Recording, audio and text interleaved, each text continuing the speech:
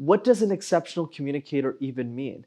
And that you can learn new things if you're willing to be a beginner. And if you actually like being a beginner, the whole world will open up to you. Barbara, share.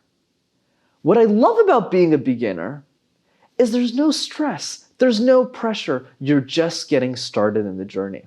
When I got started in the journey, let's just say I had a much harder road to mastery than you might have. My whole life, I studied in a language I didn't even know, in French, when I grew up in Montreal. And when I was in university, let's just say that my ties didn't stop at my belt. So I had a lot to learn about how to dress myself, how to present myself, and how to share my ideas with the world. So if you're someone who's a beginner at communication, this is the perfect video for you to get started. Hi everyone, Brendan here from Master Talk, on your go-to channel to mastering your talk. And today, we're going to learn the art of mastering the art of communication as a beginner. So let's get into it. Number one, productivity starts with clarity. If you want to master any skill, the best place to start is to figure out the why behind it. Why is this skill important to you? And this is especially true in communication and public speaking because progression isn't as clear. I'll give you an example. Let's say you want to play a new instrument. It's challenging to master that instrument at the beginning, but once you master a song or two and you start to play those songs well, you can clearly see progression and it motivates you to keep going. That's not as true with communication because it's vague in nature. So here's a question I have for you to answer as we begin this process on becoming a master communicator. How would the world change if you were an exceptional communicator? If you were one of the best communicators in the world, how would your life and the life of the people around you change? We need to understand that communication is a lot more than just giving a presentation. It's the way that we show up for our loved ones. It's the way that we interact with the people around us and how we make them feel. And once we start to understand that everything is communication, only then can we take it more seriously and have a very specific answer as to why we actually want to improve. I'm a great example of this. The only reason I got good at communication, I started practicing it, was because of business competitions I wanted to win. It was through those competitions that I kept refining my presentation skills because I wanted to get a great result. And that's what led to Master Talk a few years later. What is that reason for you? And as long as that reason is strong enough and you care enough, you'll be able to master communication in no time. Number two, focus all your energy on mastering one presentation to get results really fast. Look, especially if you're a beginner, I'll tell you this. If you're trying to master multiple presentations at the same time, it's not going to work.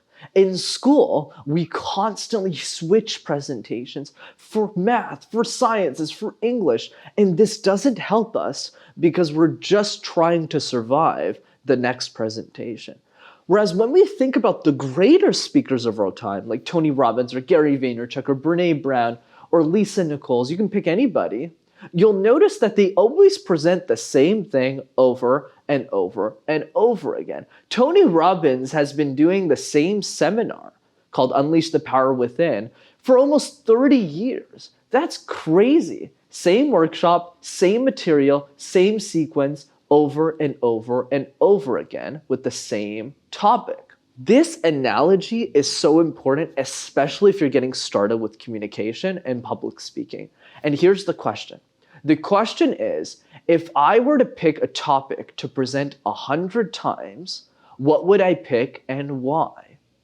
And that answer is going to be different for all of us. For me, it was public speaking. For my creative director behind me, it's photography, it's art, it's the ability to share ideas creatively. What is that idea for you? And the last piece of that is presenting that same idea over and over and over again until you get so incredible at that single presentation that it builds momentum in the same way that if you're learning a new instrument, it's a lot easier to practice the same song 100 times instead of practicing 100 songs one time. And it's through that mastery that will give you progression and allow you to be more successful. And number 3, apply the puzzle method and unleash on your presentations. Puzzle is a framework I teach on how to structure your speeches to perfection. Every time we think of jigsaw puzzles, you know, those toys you used to play as kids, I always ask people, I'd love to ask you the question, if you were working on a jigsaw puzzle right now, which pieces would you start with first and why? Most of us tend to answer the edges because they're easier to find. And after we find the edges, we work our way to the middle and we solve the puzzle. But we don't do that in public speaking. Because in speaking, we generally start with the middle. We shove a bunch of content in our presentations. Then we get there and we ramble through the entire thing and close with something like this. So thanks. This is how every presentation operates. But with puzzle, you'll be able to master presentations much easier by starting with the edges first. Practice your introduction 50 times. Not 1 time, not 2 times, not 5 times. Do it 50 times. Same thing with the conclusion. What's a great movie with a terrible ending? Last time I checked, terrible movie. Same thing, 50 times the conclusion. And after only a few hours of practice, you'll have mastered your introduction and your conclusion, and you'll be ready to tackle the middle. But remember, with every 1,000-piece jigsaw puzzle that you tackle, you'll probably remember the following. Never tackle puzzles on your own. It's boring and it's long. Do it with other people that you enjoy spending time with and master the public speaking puzzle together. Stephen Covey puts it best, beginners are many and finishers are few. So if you're a beginner who has finished watching this video, I say, congratulations. But I also say, don't stop here. This is just the beginning of your journey. And I promise you, if you master these 3 tips that I shared in today's video, you'll start your journey to mastering your talk. So keep on that journey and get to that final destination. As always, if you enjoyed this week's episode of Master Talk, be sure to smash that like button and subscribe to the YouTube channel as well to see more videos like this. And if you know one person who's just getting started with communication, send them this video so that they'll be one step closer to rocket shipping their success with their communication skills. All the best and see you next time.